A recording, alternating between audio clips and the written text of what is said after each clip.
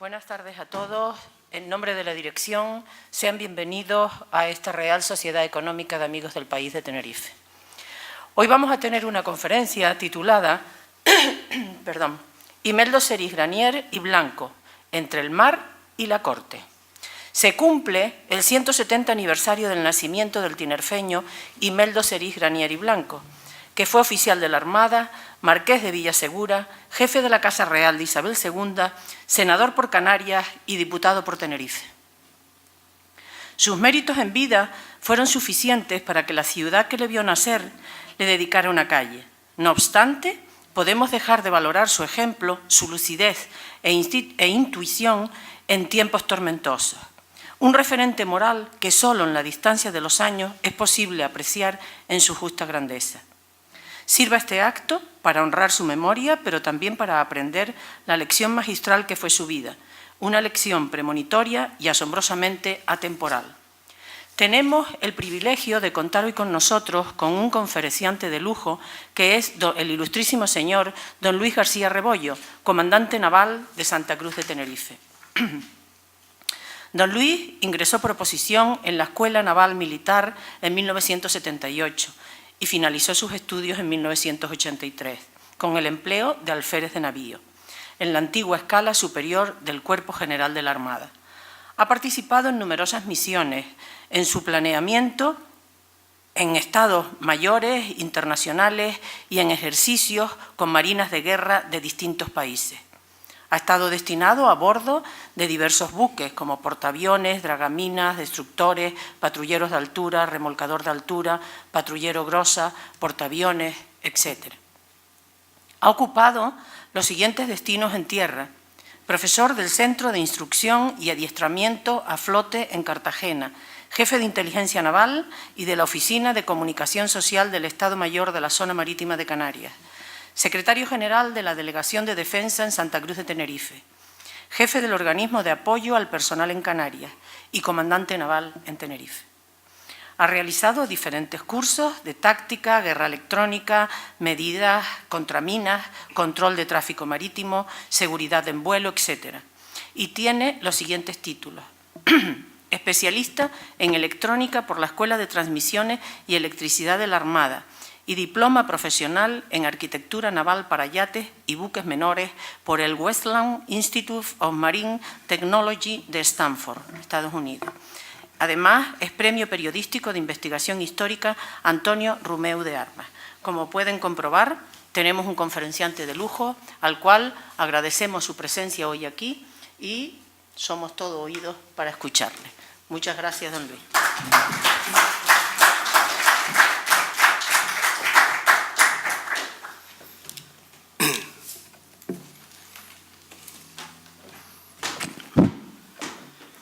Muchas gracias, Nélida, por esa presentación. Excelentísimo señor director de esta Real Sociedad Económica de Amigos del País de Tenerife, excelentísimas e ilustrísimas autoridades, señoras y señores, en primer lugar, permítanme agradecer a la Económica esta oportunidad de hacer un merecido homenaje al tinerfeño Imeldo Serís Granier y Blanco, que fue oficial de la Armada, como ha dicho Nélida, marqués de Villasegura, jefe de la Casa Real de Isabel II, senador por Canarias y diputado por Tenerife. Su vida transcurre durante la segunda mitad del siglo XIX, un periodo extremadamente convulso y trascendental en la historia de España, por lo que no podríamos entender la importancia del personaje y su mérito si no lo situamos en la época que le tocó vivir. Trataremos, por tanto, de ir reconstruyendo su entorno histórico y las distintas encrucijadas que va atravesando nuestro país, las influencias externas a las que se ve sometido, igual que el propio Imeldo Serís como marino, como político y como tinerfeño.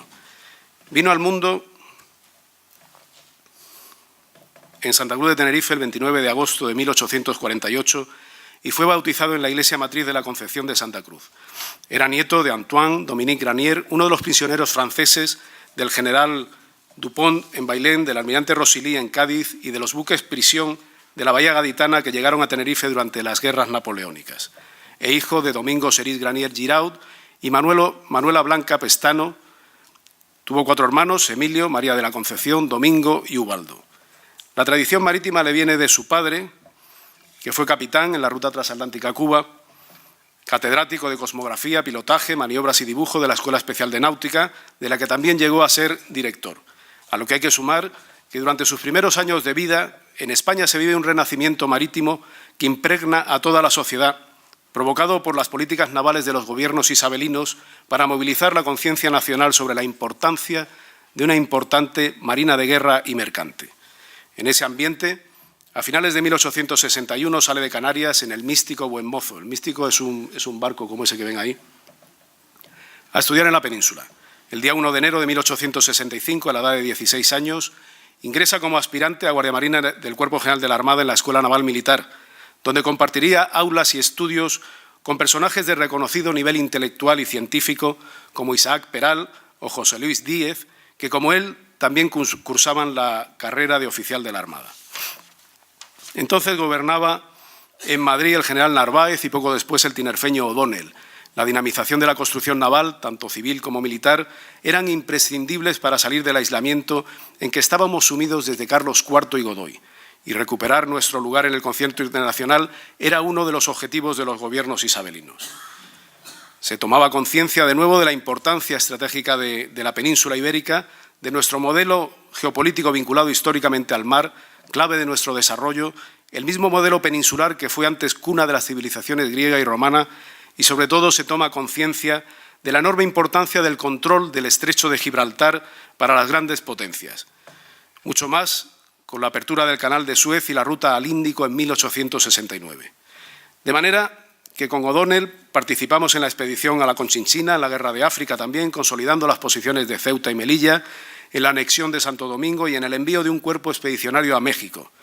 Y una vez recuperado el poder naval necesario, se envía una escuadra con fines científicos y diplomáticos para restablecer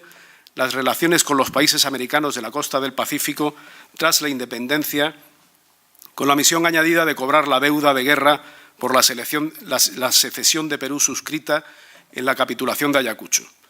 La escuadra es bien acogida en Chile, Perú y California, hasta que tiene lugar un lamentable suceso protagonizado por unos agricultores vascos en los que muere un vasco y un peruano.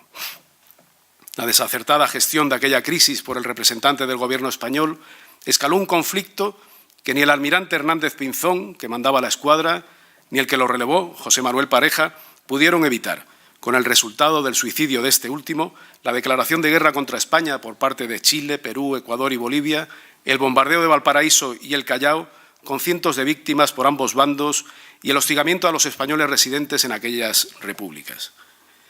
Estos hechos ocurrían mientras, pasado el periodo de aspirante, Imeldo Serís superaba las pruebas de robustez y buena salud para su ingreso en la Escuela Naval,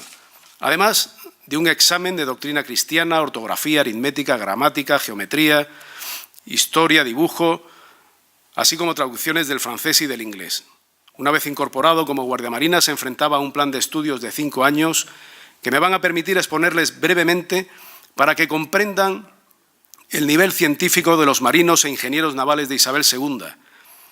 que no fue por casualidad que inventaran el submarino, el destructor, la mina de Orinque, la nueva artillería de retrocarga Ontoria o el alumbrado eléctrico por corriente alterna, que si el rumbo de España se torció a finales del siglo XIX, no fue por nuestro tan manido retraso científico. En el primer año se impartía aritmética, álgebra, francés, dibujo natural e instrucción militar. En el segundo año, geometría elemental, trigonometría rectilínea y esférica, principios de topografía, inglés, dibujo lineal, topográfico, de perspectiva, instrucción teórica y práctica de artillería y ordenanzas generales. En el tercer año se estudiaba cosmografía, navegación, principios de mecánica y sus aplicaciones a las maniobras de a bordo y máquinas de vapor. Tras aprobar el examen general de todas estas materias, pasarían a culminar los estudios. El Cuerpo General adquiriría los conocimientos teórico-prácticos para el servicio de buques de guerra durante 2 años más y los cuerpos de ingenieros y máquinas estudiarían en el cuarto curso cálculo diferencial e integral, geometría analítica y aplicaciones teóricas de los cálculos, geodesia, geometría descriptiva, teoría de las sombras, topografía, delineación de artillería y de las 3 arquitecturas, civil, hidráulica y naval. Y en el quinto curso, mecánica especulativa, mecánica aplicada, máquinas, física general, óptica y perspectiva aérea y además química. Además de la natación, que corría a cargo de buzos de la Armada, y todo lo referente a la urbanidad y aseo personal, como expresaban las instrucciones de la época. Tampoco se olvidaba la esgrima y el tiro de pistola entre las básicas de instrucción militar y manejo de armas. Una formación como militar y marino que adquiere Imeldo Serís en aquellos años junto con el ejemplo de sus jefes, que tendría más adelante, que justificaría su forma de actuar y su capacidad para entender el mundo que le rodea. Un mundo, por otra parte, difícil de entender para los españoles, que habíamos estado sometidos a siglos de humanismo cristiano y de amar al prójimo como a uno mismo, cosa de la que los europeos hacía mucho tiempo que se habían liberado y se manejaban sin ningún tipo de escrúpulos en el librecambismo de cualquier cosa, hombre o animal, una actividad comercial que fluía a raudales por el triángulo esclavista, enriqueciendo y potenciando el desarrollo de las sociedades blancas, anglosajonas principalmente, y la revolución industrial, cuyo emblema era, paradójicamente, la libertad, un elemento del que los anglosajones se habían hecho maestros en su uso político como argucia moral, que nos afectaría muy especialmente, como veremos. El 2 de enero de 1866, Imeldo Serís embarca como guardiamarina en la corbeta Escuela Villa de Bilbao, posteriormente transborda al navío Escuela Rey Juan Francisco de Asís y luego a la recién votada fragata Tetuán. La Tetuán fue la primera fragata blindada construida en astilleros españoles, un buque de excelentes cualidades marineras, proyectado en España, que tenía una máquina de vapor de 1000 caballos nominales, 8 calderas y podía dar hasta 12 nudos de velocidad. Su misión era unirse a la escuadra del Pacífico que mandaba el brigadier Casto Méndez Núñez en aquella dificilísima misión de salvaguardar los intereses nacionales en esas repúblicas que se debatían en una sucesión de conflictos encadenados desde su independencia de España. Allí, el guardiamarina Imeldo Serís habría tenido la oportunidad de entrar en combate y coincidir con su paisano, el entonces capitán de navío Juan Bautista de Antequera y Bobadilla, que mantenía un fuerte vínculo personal y profesional con don Casto Méndez Núñez y mandaba la fragata Numancia. Sin embargo, quiso el destino que la Tetuán tocase fondo al salir de Ferrol y fuera preciso dirigirse a los astilleros de Tolón a reparar y de paso a realizar unas mejoras en máquinas y cambiar la hélice para obtener mayor velocidad. De manera que Imeldo Serís, en lugar de cruzar el mar de Oces y batirse en el Callao, tuvo la oportunidad de practicar su francés hasta el día 29 de mayo, en que la Tetuán inicia su regreso a España. Para entonces, la escuadra española del Pacífico ya se había retirado de aguas peruanas y chilenas. Una división al mando de Méndez Núñez se dirigió al Caribe y otra al mando de don Juan Bautista Topete regresó a la península con las fragatas Villa de Madrid, Blanca y Resolución. A la Tetuán se le encarga entonces la misión de convoyar el correo entre Cádiz y Vigo, sobre todo el correo secreto,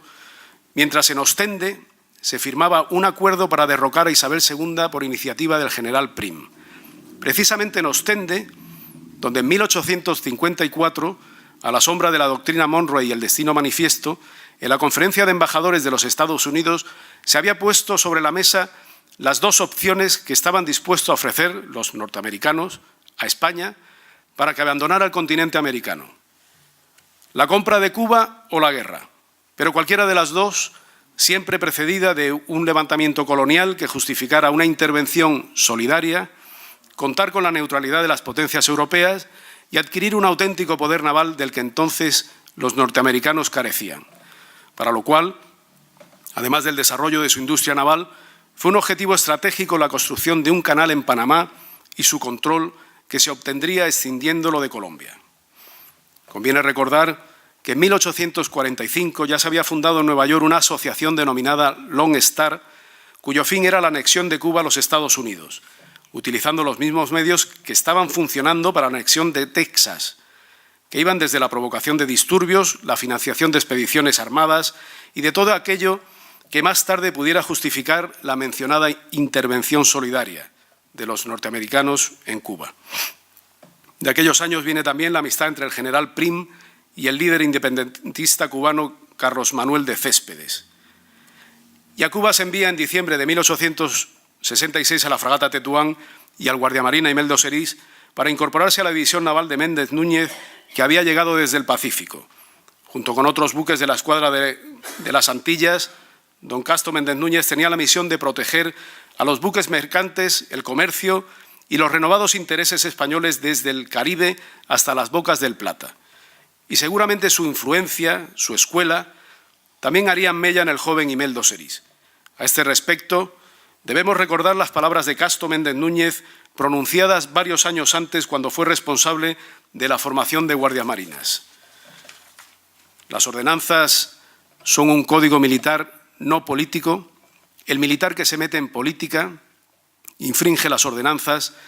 De esa primera infracción se deducen los demás desacatos. Los institutos militares se crearon para defender las naciones, no para oprimirlas. El soldado que respete su honra respetará también las ordenanzas, porque es cobardía esgrimir, en busca de la particular conveniencia del propio medro, armas que se le entregaron para otros fines.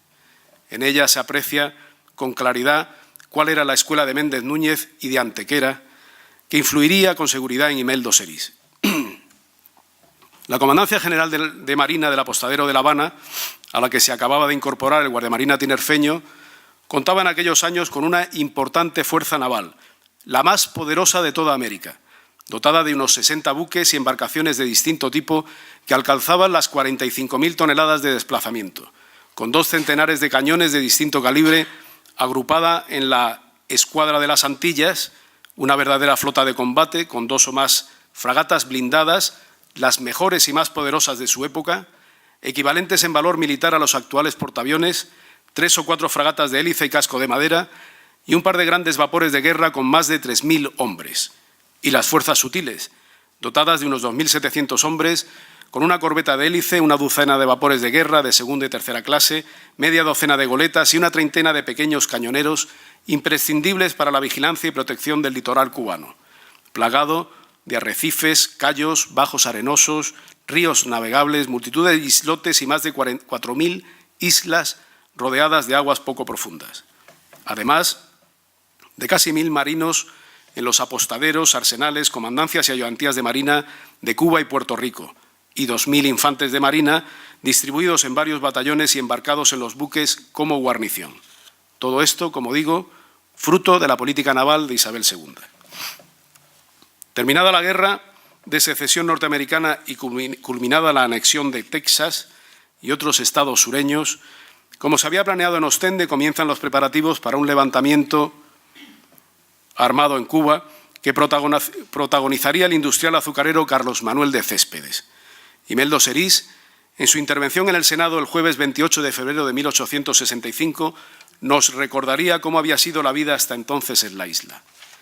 Esa época feliz para Cuba, que no volverá, época en que era tal el bienestar, el reposo y el desahogo que se sentía en todas las clases sociales, que no se conocía el pobre, época en que la tranquilidad en los campos era tan grande que el caminante podía dirigirse del ingenio al cafetal y desde este hasta lo más recóndito de la manigua, en la seguridad de no ser molestado por nadie, época en que el viajante podía acercarse a las puertas de las casas que encontrase a su paso, seguro de obtener una cariñosísima acogida, una cama donde reposar y un cubierto a la mesa de aquellos moradores, sin que nadie le preguntara quién era, dónde iba, ni de dónde venía,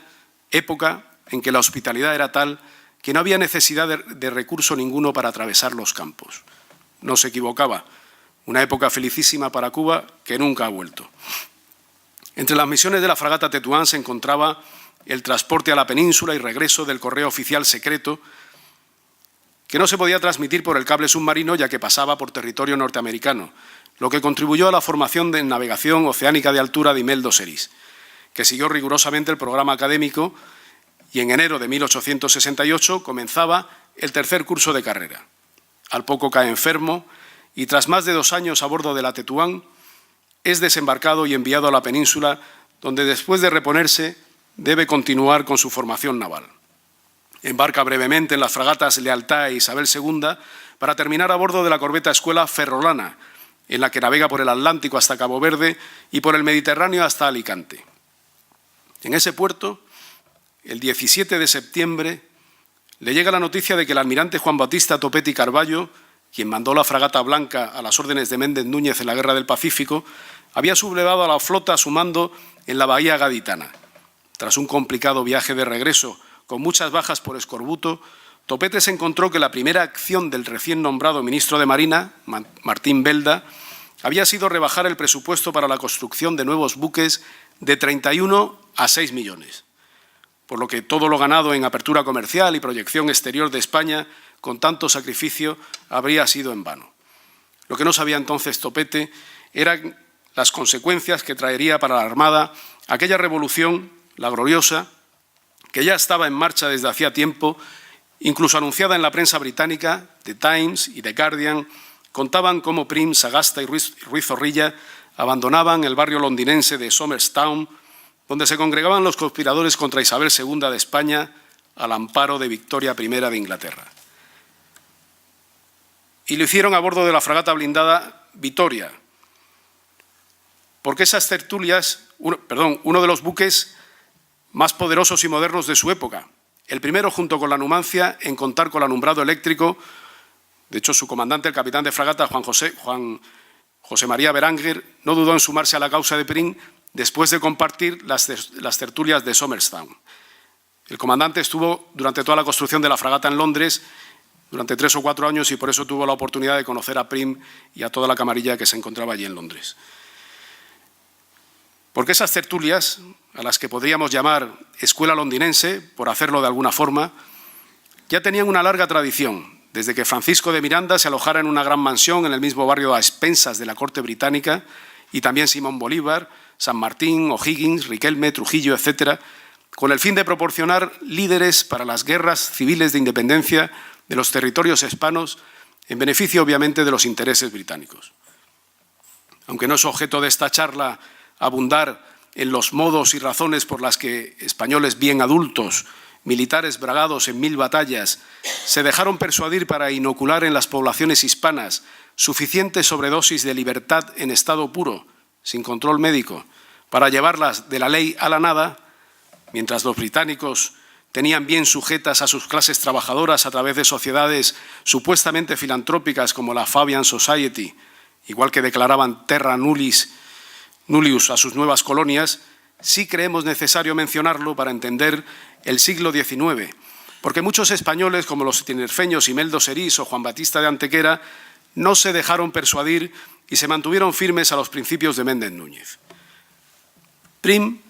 llegó a Cádiz el día siguiente a la sublevación de la escuadra.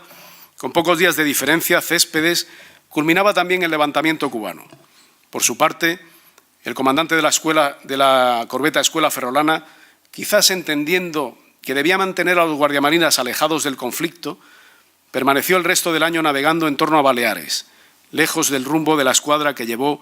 a Prim por todo el levante español hasta Barcelona, extendiendo la sublevación con la formación de juntas revolucionarias locales, mientras el general Serrano entraba en Madrid después de derrotar a los realistas en la batalla de Alcolea. Finalmente, el comandante de la corbeta Ferrolana decide entrar en Cartagena el día de Navidad con su carga de guardiamarinas lista para los exámenes del tercer curso de carrera. Imeldo Serís supera los exámenes y asciende a guardiamarina de segundo. Se traslada a Barcelona, donde embarca en el guardiacostas Liniers, con el que recorrería todas las costas catalanas y levantinas. En Madrid se había formado un gobierno provisional presidido por el general Serrano, con Prim en la cartera de guerra, Topete en marina, Ruiz Zorrilla en fomento y Sagasta en gobernación, que trataba ahora de neutralizar a las juntas revolucionarias que habían creado previamente para derrocar a la reina. Se elabora un nuevo texto constitucional, pergeñado previamente en Londres, que proclamaba enfáticamente los derechos del ciudadano, la soberanía nacional, el sufragio universal, la libertad de imprenta, la abolición de la pena de muerte, la supresión de las quintas, supresión de impuestos, libertad religiosa, y además le atribuía a España el carácter de reino. Las intenciones del ahora gobierno interino de restaurar la monarquía provoca una insurrección republicana en Cataluña, Valencia y Andalucía, que se suma a las revueltas carlistas del norte, que debe ser aplacada por orden de Prim, mientras el Liniers efectúa el control del mar y de la costa levantina. Una vez sofocada la rebelión, pone rumbo a Málaga y al estrecho de Gibraltar para volver de nuevo al control de la costa levantina y catalana hasta la frontera con Francia, mientras se busca un nuevo rey. No tenía mucho sentido elegir a la reina recién destronada. Se propuso a Fernando Coburgo, rey viudo de Portugal, pero la unión política peninsular y el posible control del estrecho por los ibéricos, suponía una amenaza inconcebible para Francia e Inglaterra, que se opusieron radicalmente. A Coburgo le siguió una larga lista, entre los que se encontraba el sultán de Marruecos, cosa que se llegó a debatir en las Cortes. Además, para aplacar la insurrección cubana, se ordena reclutar inicialmente 25.000 mozos y después otros 40.000 más, cosa que provoca el alzamiento de los quintos cerca de Barcelona. Al guardacostas Liniers se le asigna la misión de ejercer el control de ese puerto y sus fondeaderos mientras se somete a los rebeldes. En octubre de 1870, Imeldo Serís trasborda la corbeta Escuela de Guardiamarina Santa María, mientras continúa la búsqueda de un candidato a rey suficientemente inocuo, hasta que finalmente Prim consigue que las Cortes voten por mayoría simple a Amadeo de Saboya, aunque el mismo día que desembarca en Cartagena, Prim es asesinado en Madrid. Muerto su valedor, Amadeo I se encuentra ante un paisaje político muy heterogéneo, con más de 30 partidos, un país difícilmente gobernable. Como diría el propio rey, no entiendo nada, esto es una jaula de locos. Finalmente, en enero de 1871, Imeldo Serís obtiene el empleo de alférez de navío tras superar el 5º año de carrera y pasa destinado a la fragata Numancia. Por aquel entonces ganaba fuerza la Asociación Internacional de Trabajadores para difundir las ideas anarquistas en España, algo que ya había ocurrido en Francia, donde la insurrección de los anarquistas había causado 10.000 muertos. Esto provoca una psicosis de terror y la prohibición de huelgas y reuniones por el gobernador civil de Barcelona. Y a la Numancia se le encarga el control de las costas catalanas y valencianas, ya sobradamente conocidas por el marino tinerfeño. La situación en la península y en Cuba sigue agravándose. En octubre de 1871, José Malcampo sustituye a Zorrilla en la presidencia del Gobierno, quien acababa de relevar a su vez al general Serrano, y al poco aquel también es sustituido por Sagasta. Imeldo Serís trasborda la fragata Villa de Madrid, que hace escala en Tánger y navega por todo el litoral peninsular desde Vigo hasta Barcelona. Después pasa a la fragata Arapiles, donde pone proa a La Habana, al mismo tiempo que las Cortes españolas prohíben la Internacional de Trabajadores, cosa que nunca llegaría a aplicarse por la intervención del fiscal del Tribunal Supremo, que interpretó que la nueva Constitución de 1869 la amparaba. Imeldo Serís llega a La Habana el 19 de noviembre de 1871 en plena sublevación. Ese mismo día trasborda la corbeta Tornado, su nuevo destino. La aspiración de una Cuba independiente, compartida por Céspedes y Prim, no era lo que habían previsto los norteamericanos, que desde el principio querían que Cuba fuera un Estado de la Unión.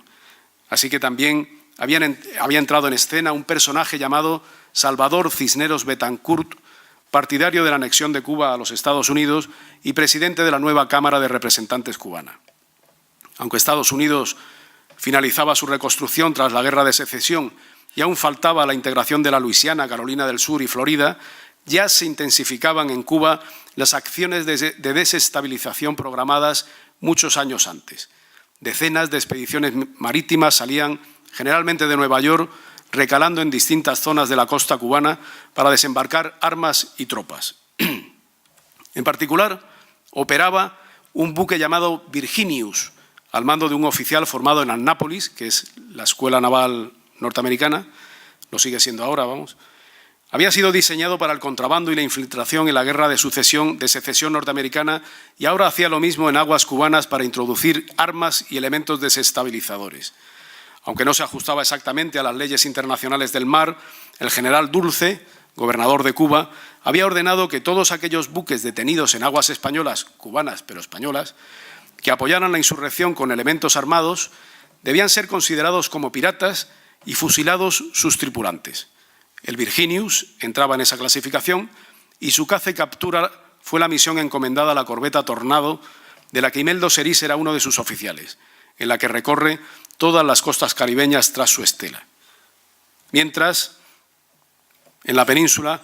continúa la inestabilidad política, estalla la Tercera Guerra Carlista en las provincias vascongadas, Navarra y Cataluña. Sagasta es sustituido por Francisco Serrano, que un mes más tarde también dimite a favor de Manuel Ruiz Zorrilla, que tampoco es capaz de formar gobierno estable y convocaría nuevas elecciones en agosto de 1872. Pero antes de eso, en julio, el rey Amadeo I sufre un atentado del que afortunadamente sale ileso. En Cuba, el año siguiente, de 1873, Imeldo Serís continúa a bordo de la corbeta Tornado, ejerciendo el bloqueo de las costas cubanas, buscando al Virginius, cortando los suministros de los rebeldes junto con otros buques de la Armada, como el cañonero Dardo, que tenía de segundo comandante al también alférez de navío Isaac Peral. Vienen a complicar la situación cubana los intereses económicos, sobre todo vascos y catalanes, que luchan por evitar la abolición de la esclavitud, cosa que consiguen, ya que el Gobierno termina aboliéndola solo en Puerto Rico. Para Amadeo I, la situación se hace insostenible y abdica el 11 de febrero de 1873, enviando al Congreso la siguiente renuncia, de la que podemos extraer: todos los que con la espada, con la pluma, con la palabra agravan y perpetúan los males de la nación son españoles. Todos invocan el dulce nombre de la patria. Todos pelean y se agitan por su bien. Y entre el fragor del combate, entre el confuso, atronador y contradictorio clamor de los partidos, entre tantas y tan opuestas manifestaciones de la opinión pública, es imposible atinar cuál es la verdadera y más imposible todavía hallar el remedio para tamaños males. Un caos que no es más que la consecuencia de la demolición de las estructuras administrativas, espirituales y materiales de la nación, por el ideario de la escuela londinense, de la que Amadeo no era ajeno, precisamente por eso fue elegido. Un plan brillante, hay que reconocerlo, pero lo peor estaría por llegar. Tras la renuncia de Amadeo I, se constituye la República, presidida por Estanislao Figueras. Una vez más se había difundido la idea de que se iban a suprimir el servicio militar, los impuestos, convertir a los jornaleros en propietarios de las tierras, a los obreros en dueños del taller, etc. Mientras, los carlistas continúan con su guerra y los cubanos con la suya. Además, se forman nuevas juntas revolucionarias que, aunque republicanas, no reconocen al gobierno de Figueras. El ambiente parlamentario lo definía Pérez Galdós como un juego pueril que causaría risa si no nos moviese una grandísima pena. Aunque lo que preocupaba a las grandes potencias es, como siempre, nuestro gran potencial geoestratégico. De manera que la flota británica se encuentra fondeada en Lisboa, temiendo que una república federal hispana pudiera incluir a Portugal. Los buques de guerra de Italia, Austria y Rusia se reparten entre el Golfo de Vizcaya y el Mediterráneo, preocupados de que la situación española alterara el equilibrio europeo. Los prusianos, preocupados a su vez porque la nueva República Española se pusiera de parte de Francia, y la escuadra estadounidense permanecía fondeada en Cádiz porque los norteamericanos ya presionaban a España por el asunto cubano y puertorriqueño. Ante semejante encrucijada, el presidente Figueras dijo en el Consejo de Ministros aquella famosa frase que tienen en la diapositiva, devolvió los poderes a la Cámara y, sin despedirse, tomó el primer tren que salió de Atocha hacia París. A Figueras le sucede Francisco Pi Margall, padre del federalismo. Al poco, Alcoy se declara independiente, Utrera se independiza de Sevilla, Jumilla de Murcia, Coria de Badajoz, Betanzos de Coruñas. Por todas partes se declaran repúblicas independientes. Málaga se independiza de Madrid, lo mismo que Cádiz, Sevilla, Granada, Valencia, Cataluña, Jaén, etc. Algunas se declaran la guerra entre ellas, como Granada con Jaén o Utrera con Sevilla, que la derrota, después de 400 muertos. Especial repercusión tendría el cantón de Cartagena, sede de una importante base naval. Los cantonalistas se apoderan del castillo de Galeras y de la escuadra fondeada en la bahía, que en aquellos días contaba con los mejores buques de la Armada, algunos bien conocidos por Imeldo Serís. Los independentistas acuñan moneda propia y deciden hacer la guerra a sus vecinos. Las fragatas cantonalistas cartageneras, Numancia, Tetuán, Almansa y Victoria, entre otros buques, bombardean y toman Almería y Alicante, por no querer pagar los tributos correspondientes. Y luego ya veremos lo que hacen. En Cuba, sin embargo, empezaba a surtir algún efecto el bloqueo naval a las laberínticas costas cubanas. Quesada, el jefe del ejército rebelde, había sido relevado por Ignacio Agramonte y este muerto por una bala perdida. Céspedes, el presidente independentista, como era previsible, es destituido por el pronorteamericano Salvador Cisneros Betancourt, y la corbeta Tornado da caza finalmente al Virginius. Mientras en la península, el gobierno cantonal cartagenero se pone en contacto con los Estados Unidos para solicitar su ingreso como un Estado más de la Unión y, de paso, pedir armas y municiones, cosa que el Congreso norteamericano estudia con detalle, pero rechaza la oferta en beneficio de sus inmediatos intereses estratégicos en el Caribe y el Pacífico. Pi y Margall no quiere reprimir el caos cantonalista y cede el gobierno a Nicolás Salmerón. Los buques cantonalistas llegan a Málaga y a Barcelona y el ejército cantonal intenta una marcha sobre Madrid que es desbaratada en Chinchilla. Salmerón manda a los generales Martínez Campos y Pavía para someter los levantamientos cantonales que van cayendo uno tras otro. Finalmente, los restos de aquella revolución se van disolviendo en los paredones de los consejos de guerra, cosa que tendría dramáticas consecuencias para la Armada y para España, ya que se pierden buques costosísimos y desaparece casi la totalidad de la mano de obra especializada que con tanto esfuerzo había forjado los cimientos de nuestra industria naval y de nuestra independencia industrial. Además, las Cortes restablecieron las ordenanzas militares y la pena de muerte por la indisciplina de las tropas republicanas que había costado la vida a varios oficiales. Nicolás Salmerón dimitió cuando se las pasaron a la firma. Años más tarde grabarían en su lápida: dejó el poder por no firmar una sentencia de muerte. Le sucede Emilio Castelar y la República Unitaria, quien buscaría la estabilidad política necesaria para terminar con las 3 guerras civiles que se libraban simultáneamente. Mientras, en Cuba, se dirimía el caso del Virginius. Acusados de piratería, comenzaron los fusilamientos. Se habían hecho 169 prisioneros, casi todos británicos y estadounidenses. Entre ellos se encontraba también Jesús del Sol, hijo del general Quesada, y Pedro de Céspedes, hermano del líder independentista. Las autoridades de Washington censuraron duramente esta decisión del gobernador de Cuba. Se les habría puesto en bandeja un magnífico casus belli si la Marina de Guerra norteamericana hubiera superado ya a la nuestra, que estaba en desmantelamiento desde el derrocamiento de Isabel II. Ante esta situación, Castelar consulta a la reina en el exilio y son muy significativas las palabras de la reina que se conservan escritas de su puño y letra. Consultada sobre este asunto por Castelar, influye enérgicamente para que se evitase el conflicto. Sin marina en ese momento, ni dinero, ni tropas de qué disponer, la isla de Cuba es hoy indefendible. Por un instante temblé ante la idea de que estos insensatos que tantas desdichas nos tienen ya causadas completarán su obra perdiendo Cuba. Cesados los fusilamientos, el alférez de navío Imeldo Serís pasa destinado al cañonero Caribe, patrullando la costa este, mientras la insurrección cubana mantiene el pulso de las fuerzas españolas en el oriente cubano. En la península, los cantonalistas cartageneros, por su parte, aguantan el sitio esperando la victoria de un gobierno que derrotaría a Castelar en la apertura de las Cortes del 3 de enero de 1874 y legalizaría el cantonalismo. Sin embargo, ese mismo día o esa misma madrugada,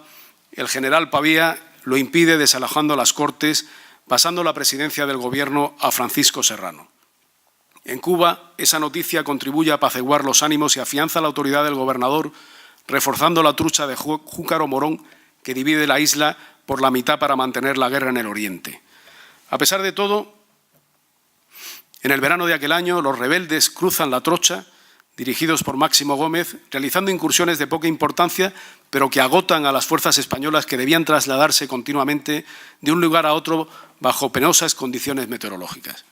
Imeldo Serís, embarcado en el cañonero Caribe, patrulla la costa sur hasta Cienfuegos, recorriendo los peligrosos cayos de Ana María, frente a Júcaro, el extremo sur de la trocha, y continúa patrullando entre Cabo Cruz y Turquino, donde tienen lugar los mayores desembarcos de tropas, armas y munición. En noviembre de 1874, Imeldo Serís toma el mando del cañonero y transporta raciones a distintos puntos de la costa y buques, además de tropas del ejército. Cubre toda la costa oriental de Cuba en distintas misiones, hasta Nuevitas, donde fija la base. Tras el fracaso de la Primera República, Cánovas del Castillo contacta con Alfonso XII en el exilio, con 18 años de edad, para restaurar el orden monárquico en busca de una solución política estable. El futuro monarca proclama el manifiesto de Sandhurst el 1 de diciembre de aquel año, al que siguió un pronunciamiento monárquico del general Martínez Campos. Con la restauración borbónica se establece un sistema político bipartidista entre el Partido Liberal Conservador de Cánovas y el liberal fusionista de Sagasta, que trae la necesaria estabilidad política. En Cuba, sin embargo, los rebeldes atraviesan la trocha y extienden el conflicto hasta Cienfuegos. Imeldo Serís participa en el bloqueo de la costa más próxima a los rebeldes desde Nuevitas hasta Sagua la Grande, cortando sus suministros. Una costa, por otra parte, muy extensa, con multitud de bajíos, islas y cayos que se reparten en un área extensísima y laberíntica. Una navegación muy complicada y peligrosa, en la que era crítica la habilidad marinera de los comandantes y las condiciones de sus barcos, con irremediables varadas en aguas de muy poco calado, que Imeldo Serís describiría exhaustivamente en su intervención en el Senado el 19 de mayo de 1894. También participa en la protección de los pailebotes mercantes, en el mando y sostenimiento de los destacamentos de infantería de marina en los cayos, para lo que progresivamente le van asignando embarcaciones menores hasta completar una pequeña flotilla.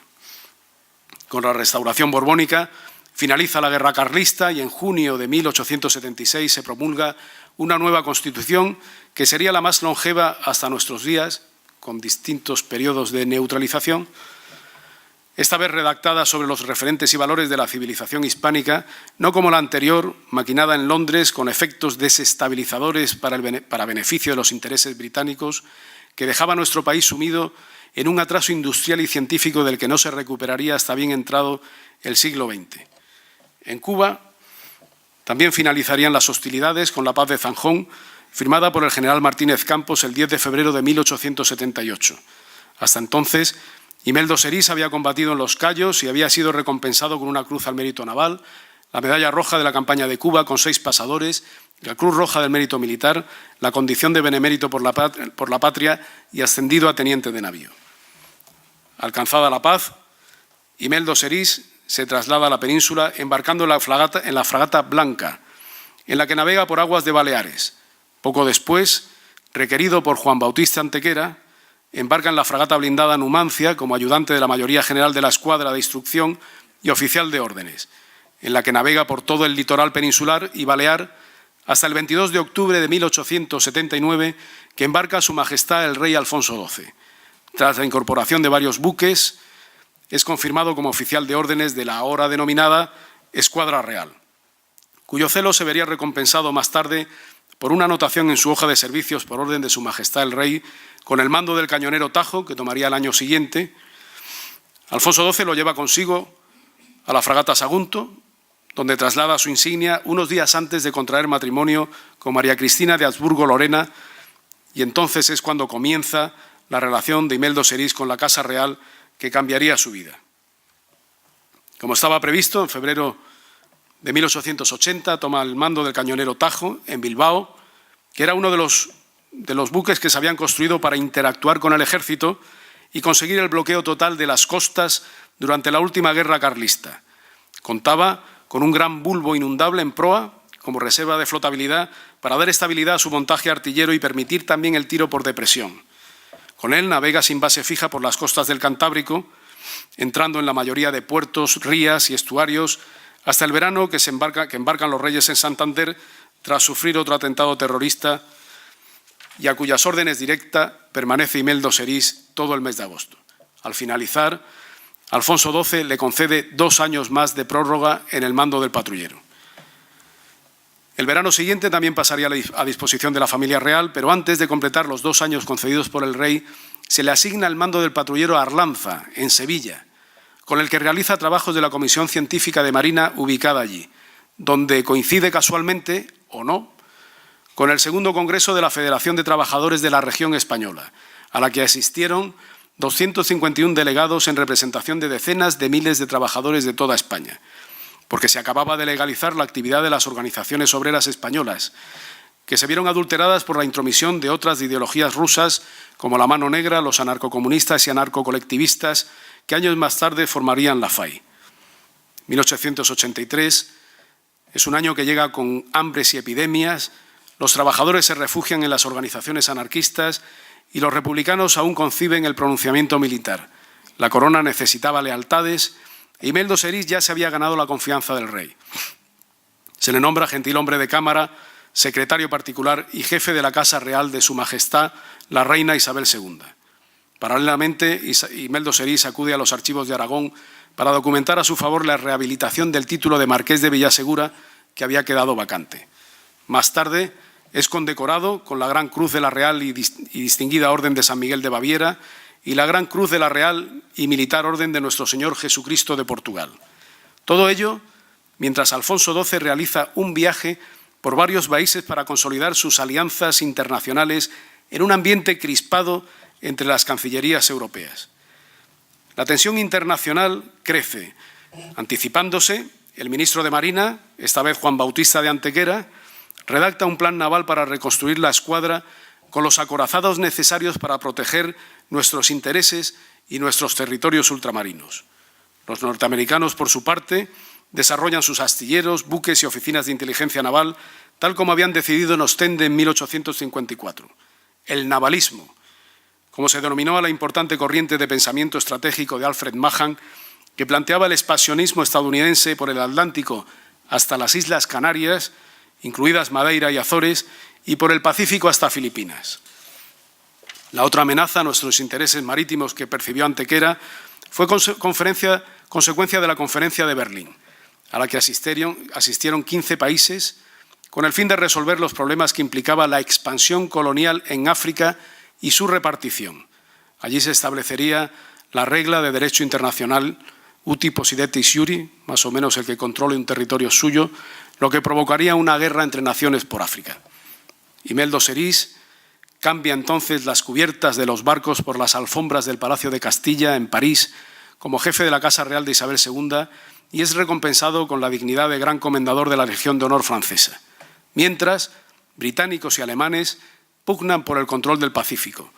Los primeros consiguen de España la cesión del norte de Borneo y franquicias comerciales en Filipinas.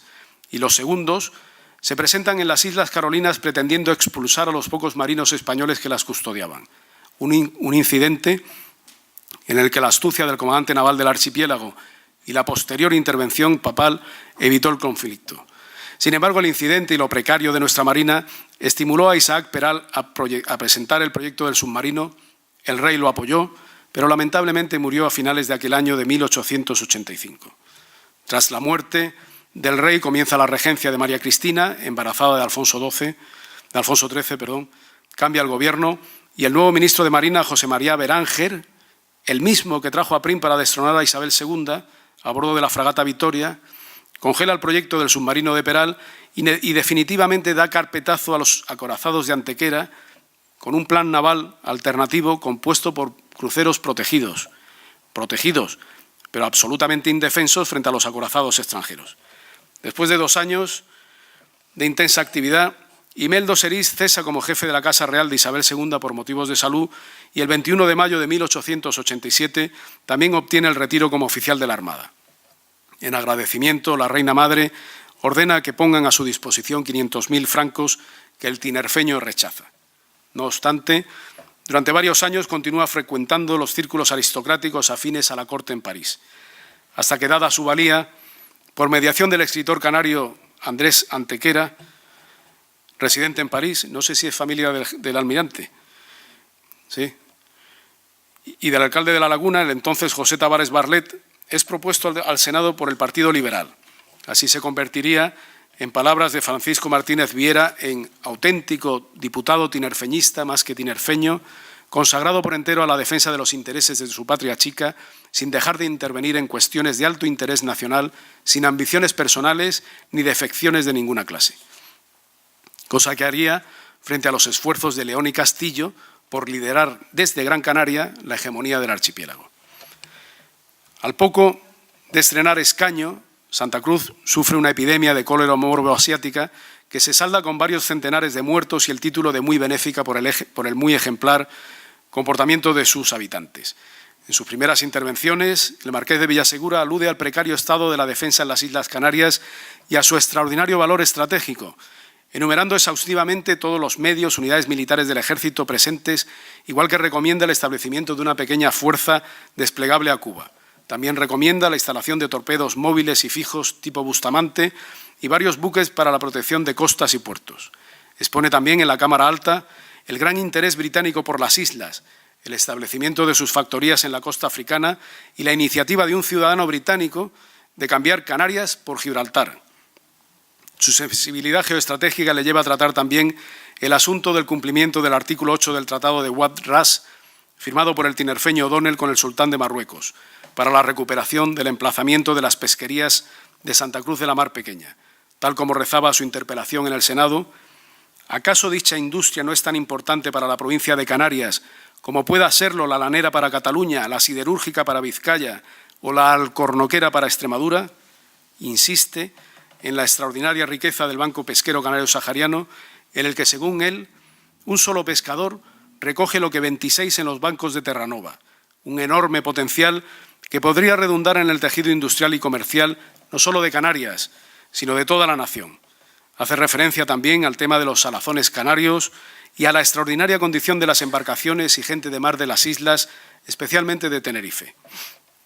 Como senador, interviene en numerosas comisiones para la construcción de carreteras y vías férreas por todo el territorio español y en el proyecto de la Ley de Carreteras de Santa Cruz de Tenerife a Buenavista y Candelaria. Agradece al Gobierno la presencia naval en Canarias de la escuadra de instrucción al mando de un almirante para realizar ejercicios navales y escalas en puertos canarios. Expone, además, la importancia de esa presencia naval en el entorno geopolítico del archipiélago y los intereses de las demás potencias en la zona. Incluso revela al Gobierno las gestiones de los británicos con el sultán de Marruecos para hacerse con el islote de Perejil y su importancia estratégica para cerrar el estrecho. Además, llega a aclarar las dudas que tenía al propio ministro de Estado sobre la pertenencia de ese islote a España. Durante el año 1895, Imeldo Serís participa en una intensa actividad parlamentaria. El estallido de la Guerra de Cuba con el Grito de Baire le permite aportar su gran experiencia caribeña interviniendo en el proyecto de ley sobre la reforma del régimen de gobierno y administración civil en Cuba y Puerto Rico. Expone en la Cámara Alta la precaria situación de los guardacostas de Cuba, las dificultades para proteger las 1.600 millas de costa que él clasifica en tres secciones, de Cabo Cruz a Punta Maternillo, una costa limpia con buenos puertos, donde se puede operar para desbaratar las expediciones filibusteras, de Maternillo a Cárdenas, sembrado de multitud de cayos, en los que se refugian toda clase de contrabandistas, para lo que es preciso contar con buques de poco calado y la peor, la parte sur, a partir de Cabo Cruz, donde hay más piratas, con numerosos cayos entre los que se puede navegar por dentro sin necesidad de salir al Mar Azul.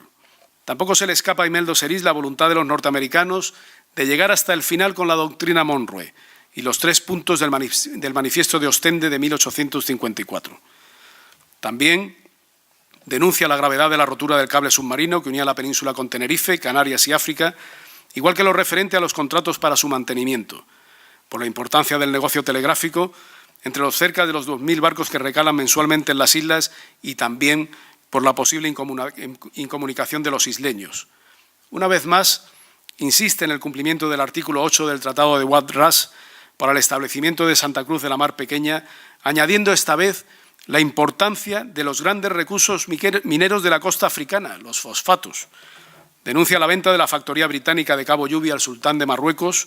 y su posible reconversión en Puerto Franco, igual que insiste en la necesidad de dotar a Canarias de los buques necesarios para su protección, sin olvidar su participación en otros asuntos, como la carretera de Puerto Cabras a Tetir, la declaración de los puertos de interés general de Sardina y Güímar, la importación y exportación de trigos y harinas en Canarias, la administración de justicia en las islas, los juzgados de La Laguna y el Colegio de Abogados, o sobre el régimen de puertos francos y tráfico de cabotaje entre la península, Canarias y Río de Oro. Incluso expone en el Senado un tema espinoso como el de las posibles reclutas forzosas de canarios para la Guerra de Cuba. Aquel año de 1895 hubo un cupo, otro lamentable suceso, como fue la pérdida del crucero Reina Regente, con más de 400 desaparecidos, cuyas circunstancias fueron objeto de largas intervenciones en la Cámara Alta, algunas protagonizadas por Imeldo Serís, que ya entonces sembraba la duda sobre la mala intencionada calidad de la construcción naval británica y de sus ingenieros, de la que habíamos llegado a depender después del atraso industrial y tecnológico al que nos había llevado el sexenio revolucionario. Los años 1896 y 97 pasa a la Cámara Baja al ser elegido diputado por Canarias, sección Tenerife, departamento de Tenerife o distrito de Tenerife,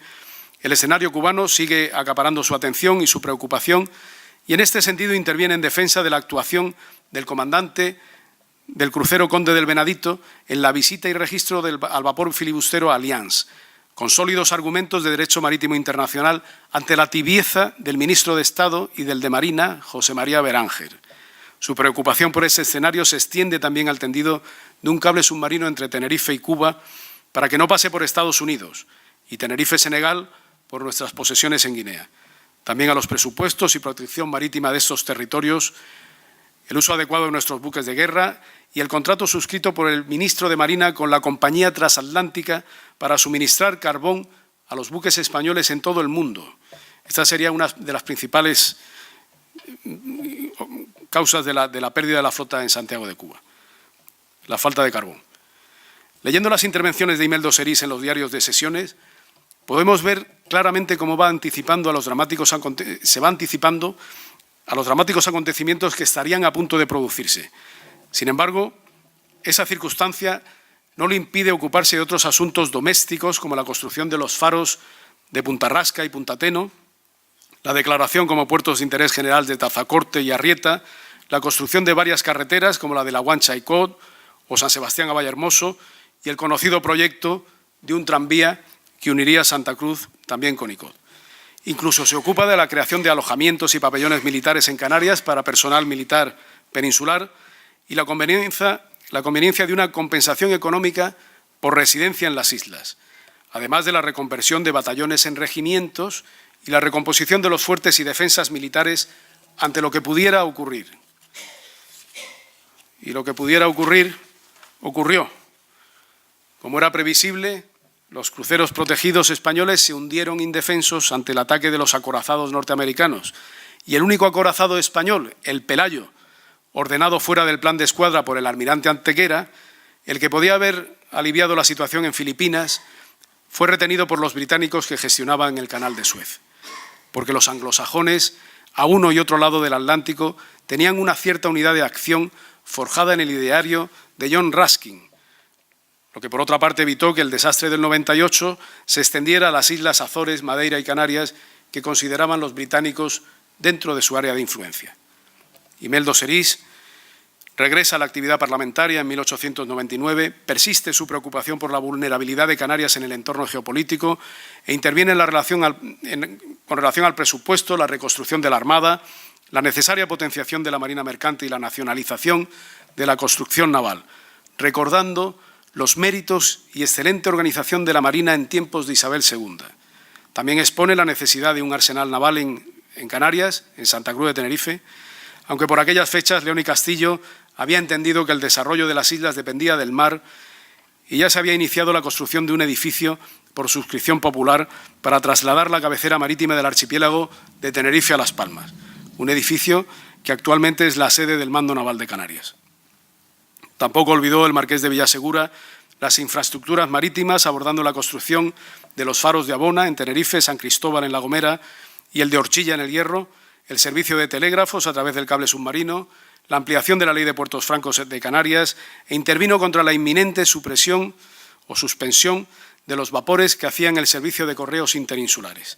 Participó en comisiones para la cesión del convento de San Francisco al Ayuntamiento de Santa Cruz, para las carreteras de Icod a La Guancha y de la Estaca a Valverde, de Gando a San Bartolomé, de Maspalomas a Las Palmas, en la creación de una escuela de artes y oficios, y continuó con su esfuerzo para que el proyecto del tranvía llegara a buen término. Su trabajo parlamentario fue reconocido por el Ayuntamiento de Santa Cruz, denominando a la entonces Calle de la Luz como calle Imeldo Serís. Entre el 21 de octubre y el 10 de noviembre de 1900 se traslada a Tenerife en el vapor Hespérides para ver el inicio de las obras del tranvía que habían impulsado desde el Senado y el Congreso. Además, continúa trabajando en el desarrollo de las infraestructuras como la carretera del puerto de Güímar a Güímar, de Guía a Playa de San Juan, de Granadilla a Vilaflor, de la Laguna Tacoronte, de la Laguna Santa Cruz y Buenavista, entre otras, o en la proposición de ley de cesión de los conventos agustinos y monjas catalinas a los ayuntamientos de Tacoronte y Puerto de la Cruz, respectivamente. Sin olvidar las infraestructuras marítimas como el faro de la Punta del Socorro en Tenerife, la declaración de puerto de interés general de los cristianos, el de los abrigos también y el del puerto de la Cruz, entre otras infraestructuras portuarias. Tampoco olvida su preocupación por la Armada, por su presupuesto, por su organización y personal y por la calidad de la construcción naval. En 1903, tras la mayoría de edad de Alfonso XIII, se incorpora a la que sería su última legislatura como diputado, en la que trabaja por la educación y el desarrollo de las infraestructuras en las islas, especialmente en El Hierro y en La Gomera. En su constante preocupación por la defensa del archipiélago y su posible incomunicación marítima, interviene en contra de un proyecto de ley promovido desde Las Palmas que pretendía suprimir la Capitanía General de Canarias y en el proyecto de ley de reemplazo y reclutamiento en las islas. Pero el mayor número de sus intervenciones se debaten en asuntos marítimos, a la modificación de puertos francos, al tráfico con las colonias de África Occidental y muy especialmente a la reorganización y reconstrucción de la escuadra y la forma en que se estaba haciendo. El 16 de noviembre de 1904, Imeldo Serís Granier y Blanco, marqués de Villasegura, fallece repentinamente, justo la víspera de su intervención más importante en contra del proyecto de la Ley de Reorganización de la Armada. Una ley que amparaba una escuadra claramente insuficiente para la protección de Canarias, cosa que le tenía verdaderamente preocupado. En el testamento legó a Santa Cruz su biblioteca, diversos objetos personales que se conservan en el Museo Municipal, además de una importante cantidad para la construcción y dotación de un edificio dedicado a la caridad o a la enseñanza, en el que siempre debía ondear la bandera española y si, como era su temor, las islas cayeran en manos de una potencia extranjera, que en él se ubicara el Consulado de España. Un edificio que, como saben, se encuentra en la avenida 25 de Julio, casualmente justo donde arranca la calle Almirante o General Antequera, que alberga la Universidad Internacional Menéndez Pelayo, entre otros organismos. Afortunadamente, sus temores no se hicieron realidad, aunque la situación se saldó a favor de Gran Bretaña. El plan fue brillante y lo ganaron, que consiguió los contratos para la construcción de nuestros barcos con la creación de la Sociedad Española de Construcción Naval, liderada por Vickers, una empresa británica, antecedente de la actual Navantia, además de construcciones aeronáuticas y otras industrias que con una producción modesta favorecía los intereses británicos en España y les permitía el control de nuestra industria y del Estrecho de Gibraltar. A Imeldo Serís se le dio sepultura en el cementerio de San Lorenzo en Madrid, como era su voluntad, con el uniforme de teniente de navío de primera clase, equivalente hoy a capitán de corbeta, y la imagen del Cristo de Tacoronte que le había acompañado desde que dejó Tenerife con tan solo 13 años de edad. Posteriormente fue trasladado a un mausoleo en el cementerio de San Rafael y San Roque de Santa Cruz de Tenerife, donde reposa en la actualidad, o no, porque algunas fuentes sostienen que fue trasladado a Santa Lastenia, aunque en ese cementerio, tras consultar sus archivos detenidamente, me aseguraron que no se encontraba allí. En cualquier caso, creo que no estaría de más que se aclarara públicamente este asunto, junto con un merecido homenaje por parte de la isla y la ciudad que le vio nacer hace 170 años y por las que tanto hizo. Muchas gracias por su atención.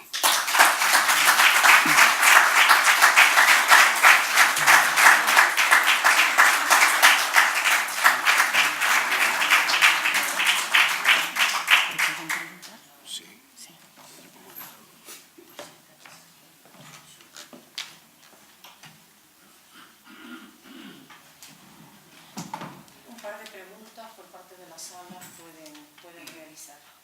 Sí, por favor. Me pareció muy comentada, Carla, pero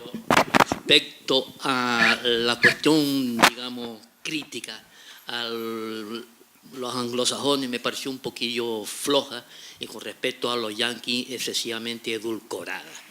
Porque si hemos de tener en cuenta los yanquis, tienen esa actitud rapiñesca e intervencionista que perdura hoy en día. Tenemos en cuenta que Salvador Allende fue fruto de la CIA, la Contra en Nicaragua, y asesinaron a Ernesto Che Guevara, y por último, el MAIN, también, que fue el causante de la intervención en Cuba para justificarse, la Bahía de Cochinos, y ya por último, al parecer tienen el proyecto de intervenir Venezuela como elemento salvador. Entonces, yo creo que voy a ser un poquito más contundente con esta muchachada, que armas de destrucción masiva, engaño masivo de construcción. Y con eso ya concluyo. Muy bien, pues yo solamente que respeto mucho su opinión, simplemente. No.